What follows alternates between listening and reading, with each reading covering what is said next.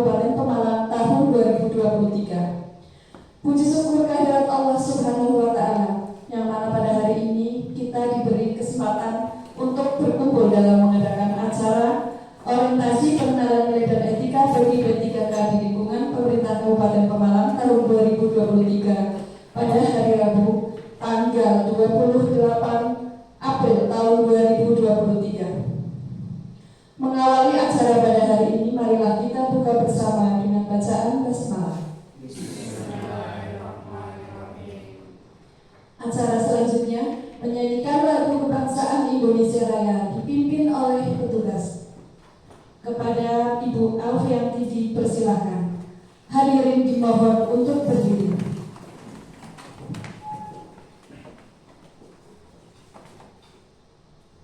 Hiduplah Indonesia Raya, 1, 2, 3. Indonesia tanah airku, hiduplah Indonesia Raya. Hadirin dipersilakan duduk kembali. Acara selanjutnya sambutan oleh beliau Bapak Mentor. Kepada Bapak Sri Raharjo SPD dipersilakan. Assalamualaikum warahmatullahi wabarakatuh. Dalam rangka seminar atau presentasi akhir orientasi dari guru-guru P3K. Semoga nanti berjalan lancar sampai selesai. Salawat dan salam aturkan kepada junjungan Nabi Agung Muhammad sallallahu alaihi wasallam. Semoga kita semuanya dapat diberi syafaat baik hidup di dunia sampai di yaumul kiamah nanti. Sebelumnya, Assalamualaikum warahmatullahi wabarakatuh. Terima kasih sudah memberikan kesempatan kepada saya untuk memaparkan mengenai rencana kerja OJT. Sebelumnya, perkenalkan terlebih dahulu, saya Alfianti Wulandari. Saya bekerja di SDM Negeri 05 Cikampek. Pada kesempatan kali ini saya akan memaparkan rencana kerja tahunan yang saya ambil tema mengembangkan pendidikan karakter mandiri pada anak sekolah dasar di era digital. Ada beberapa isu yang saya dapatkan sehingga saya tertarik untuk mengangkat tema mengembangkan pendidikan karakter mandiri pada usia sekolah dasar di era digital ini. Salah satunya adalah saya menemukan banyak sekali siswa sekolah dasar yang memanfaatkan digital itu lebih ke arah hal yang negatif.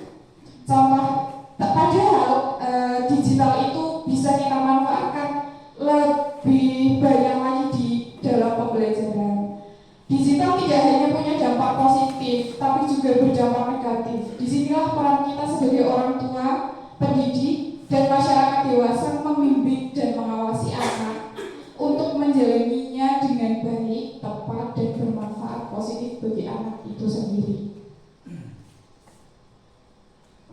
Nah, dari isu yang saya dapatkan ada beberapa hal yang dapat saya identifikasi, yang dapat saya analisis, dan yang ada gagasan yang saya dapat angkat. Yang pertama ada identifikasi isu. Isu yang saya dapat identifikasi di sini yaitu anak usia sekolah dasar lebih banyak menghabiskan waktu bermain gadget. Sepulang sekolah anak bermain gadget langsung bermain gadget. Mau berangkat ngaji pun main gadget dulu, HP-nya dibuka dulu.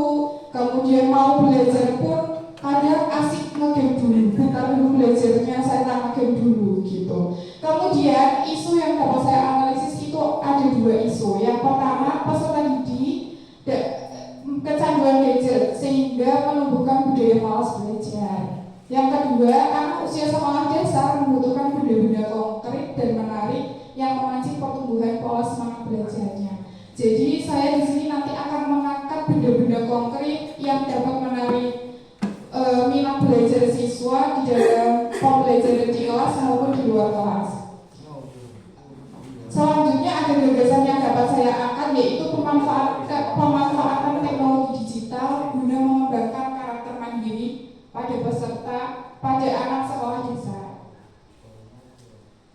Yang selanjutnya, dari beberapa isu-isu yang saya dapati dan saya analisis, saya merencanakan ada 2 rencana tahunan yang akan saya laksanakan selama 1 periode masa kerja.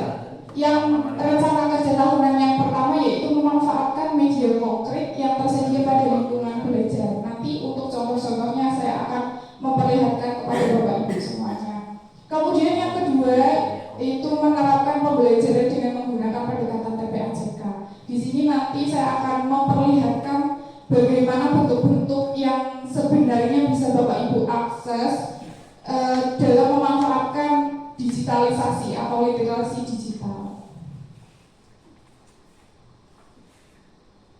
Kemudian masuk pada tahapan kegiatannya. Yang pertama pada rencana pemanfaatan konteks lingkungan. Di sini saya memperlihatkan ada beberapa contoh kegiatan pembelajaran yang sudah saya lakukan menggunakan media konkret dalam pembelajaran. Yang pertama ini ada foto ketika saya melakukan pembelajaran pada kelas 5 menggunakan media pembelajaran konkret berupa gelas, air, tanah, susu, dan lain sebagainya pada materi IPA pembelajaran campuran homogen dan heterogen, di mana nanti di sini siswa dipancing untuk melakukan pembelajaran mandiri berupa praktik, melakukan percobaan larutan, membuat larutan dan membedakan antara larutan heterogen dan larutan homogen. Apa sih bedanya larutan homogen? Apa sih bedanya larutan heterogen? Apakah perbedaannya bisa diamati atau tidak diamati? Kemudian yang kedua ini saya menampilkan pembelajaran pada kelas 4. Kebetulan pada saat itu saya menggunakan media konkret yang ada di kelas, yaitu berupa tas, meja, kursi untuk menjelaskan materi IPA pengaruh gaya. Contohnya anak mengangkat tas, ini adalah contoh pengaruh gaya otot. Kemudian anak mendorong meja, pengaruh gaya otot. Pengaruh gaya otot terhadap perubahan benda. Yang terakhir ini ada pembelajaran di kelas 3. Kebetulan saya menggunakan benda konkret berupa gelas, susu, sendok, dan mangkuk. Pada materi perbandingan volume benda, yaitu di sini siswa secara mandiri mengamati video dan mempraktikkan perbandingan.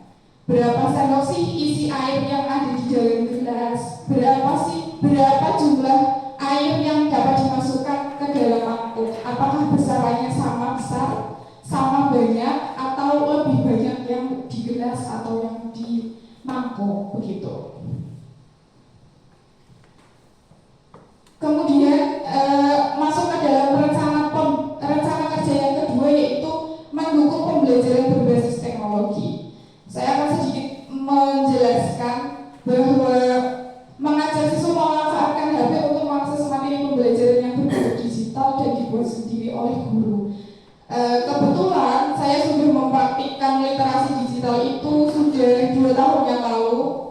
Salah satunya ada beberapa platform yang dapat saya manfaatkan dan saya kembangkan sampai sekarang, dan semoga sampai kedepannya pun bisa masih saya kembangkan. Salah satu contohnya adalah di sini Flipping Book. Ini saya menggunakan platform isu, di mana pada Flipping Book ini sama-sama kita ketahui bersama ya Bapak Ibu, bahwa Flipping Book itu bentuk buku digital atau buku yang bisa dibuka di HP, di laptop, di tablet, dan di komputer dan dimanapun. Bentukannya itu seperti buku yang bisa buka sendiri. Nah, ini ada beberapa materi yang sudah saya buat, kurang lebihnya itu ada 7. Ada 7 materi per tema. Tema 3 kelas 2, tema 5 kelas 3, tema 7, tema 6 di kelas 4, 5, dan 1 itu. Kemudian pemanfaatan teknologi yang kedua itu saya menggunakan platform YouTube. Biasanya kan kalau anak-anak itu hanya membuka buku, membaca di HP itu kan banyak yang kelelahan Ibu. Jadi saya menyelingi di sini video pembelajaran. Tidak hanya membaca saja, jadi anak juga bisa melihat dan mendengarkan. Gitu. Kemudian yang terakhir itu saya menggunakan platform live worksheet. Ini bentuk lembar kerja peserta didik di mana nanti anak-anak mengerjakan dan setelah selesai nanti nilainya bisa langsung keluar. Ini sama juga dengan Google Document atau Quizzes. Kebetulan Quizzesnya belum bisa saya tampilkan di sini karena Quizzes itu berbasis waktu. Ini bentuknya lembar kerja, bisa selain live worksheet itu bisa Kahoot juga bisa, Quizzes dan lain sebagainya. Kemudian masuk pada materi yang terakhir dari pemaparan yang saya sampaikan, dapat saya tarik kesimpulan bahwa tidak selamanya perangkat digital itu berdampak negatif. Hal tersebut dapat dilihat dari pemanfaatan digital pada kegiatan pembelajaran yang terbukti mampu meningkatkan karakter kemandirian peserta didik. Mungkin sebelum saya masuk saran, apakah dari teman-teman semuanya ada yang mau memberikan tanggapan dari yang saya paparkan? Monggo saya persilahkan. Ada satu. Dari paparan yang sudah dijelaskan tadi, mengenai pembelajaran karakter mandiri, siswa bisa diberikan contoh bagaimana cara pengembangannya. Bisa juga Pak. Dari pemaparan yang sudah dijelaskan mengenai pengembangan karakter mandiri siswa, bisa diberikan contoh bagaimana cara pengembangannya. Oke. Pengembangan karakter mandiri. Mungkin saya akan kembali ke sini ya Pak. Karakter mandiri itu melekat pada pembelajaran. Contohnya pada saat praktik membuat larutan, praktik membuktikan pengaruh gaya benda, praktik membuktikan perbandingan volume benda, itu anak melakukannya secara mandiri.